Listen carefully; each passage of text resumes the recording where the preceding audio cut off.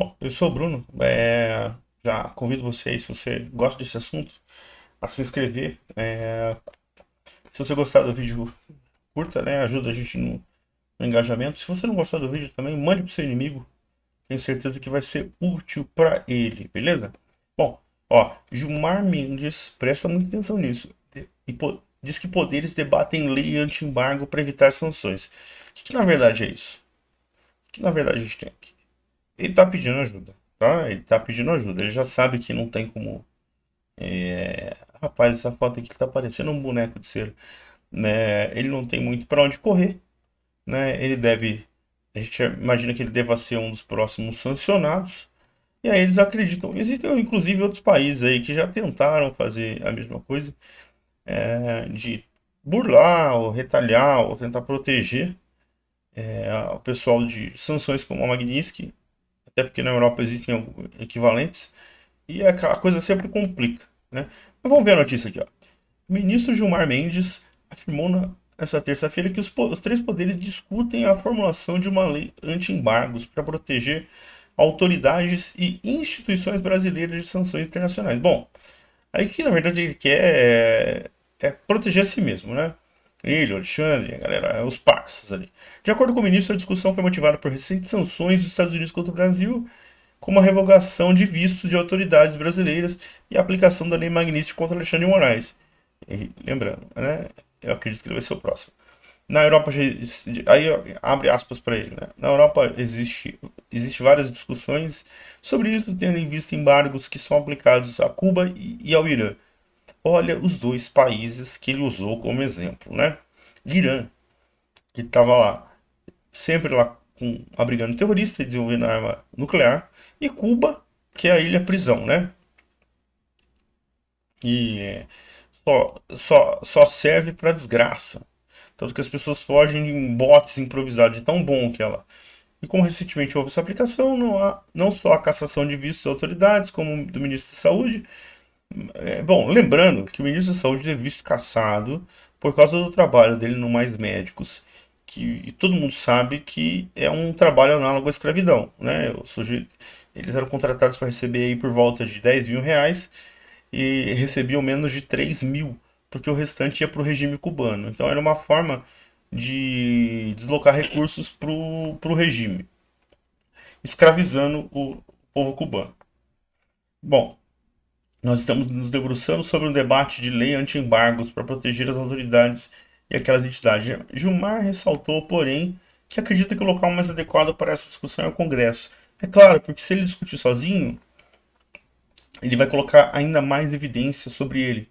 E ele já está com um alvo nas costas para Magnitsky e a coisa só tende a piorar. Em meados de setembro, a primeira turma da STF finalizou o julgamento do núcleo crucial da organização criminosa que planejou o golpe de Estado. A CNN aqui sendo tendenciosa, né? Dias depois, os Estados Unidos ampliaram as sanções contra o Brasil, revogaram vistos de ministros do governo Luiz Inácio Lula Silva e Auxiliar de Moraes. O ministro disse, porém, que tem orgulho de como o STF lidou com toda a situação até aqui. Segundo ele, a corte não só sobreviveu aos ataques, como se tornou mais forte. Não, na verdade, eles estão se borrando de medo, né? Por isso que precisa de uma lei, por isso que eles estão pedindo arrego. O ministro disse ainda que o momento foi importante para que o Brasil superasse a síndrome de vira-lata. Bom, lembrando que o Gilmar ele tem um instituto de ensino em Portugal que ele gosta muito, vive lá e tal. Seria uma pena se além dele o próprio instituto fosse sancionado, né? Seria muito triste. O tribunal está bastante unido em torno da defesa das instituições e da democracia. Bom, é assim, a democracia desde que você concorde com as pautas de esquerda. Acredito que vamos ter uma gestão tranquila e pacífica. O ministro Fachin é um homem experimentado. A gente tem que lembrar que a presidência do Supremo ela é só um cargo figurativo, né? Ele não tem uma posição, uma relevância hierárquica sobre os outros. Tanto que essa troca é automática. Eles não votaram no Fachin para falar assim, esse cara aqui é melhor, essas ideias aqui são boas, é mais ou menos para cá que a gente quer ir. Ele simplesmente trocou por questão da antiguidade. Se não me engano, não é pela idade necessariamente do cara, mas pela antiguidade dele no Supremo. Um pouco do que se fala de tensão com o Congresso Nacional faz parte de uma lenda urbana. Às vezes dá um desentendimento ou outro, que é muito mais sonoro do que efetivo. Não há tensão. Reconhecemos a importância do Congresso, inclusive na manutenção da democracia. Bom, a gente tem que lembrar também que muitas vezes medidas que foram tomadas pelo Congresso ou vetadas pelo Congresso acabaram numa canetada do Supremo mudando de rumo, né? Então esse respeito que ele diz aí é pura papagaiada, é uma conversa fiada sem fim. O que importa para o Gilmar agora? Não ser sancionado. Ele vai tentar. Ele gostaria que o pessoal fizesse alguma lei e protegesse ele? Provavelmente.